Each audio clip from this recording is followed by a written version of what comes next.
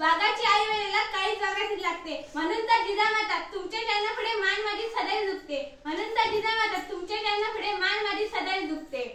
स्वराज्य रक्षणी राजमाता मासाहेब जिजाऊ यांच्या कार्याबद्दल माहित नसणारा एकही माणूस सापडणार नाही, ज्यांनी हिंदवी स्वराज्याचे स्वप्न पाहिले. फक्त स्वप्न पाहिले नाही तर ते सत्यात उतरले. आई म्हणजे महान योद्धा, आई म्हणजे प्रेम, आपुलकी, त्याग, जिद्द, प्रेरणा, संयम आणि सामर्थ्य याचा सुंदर संगम म्हणजे स्वराज्य रक्षिणी जिजाबाई शहाजीराजे भोसले.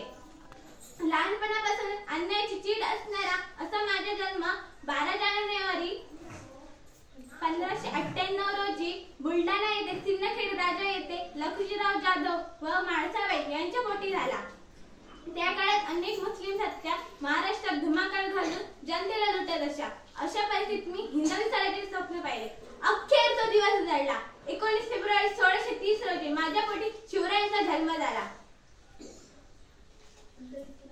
हिंदवी स्वराज्याचे बाळकडू शिवरायांना माझ्याकडूनच प्राप्त झाले.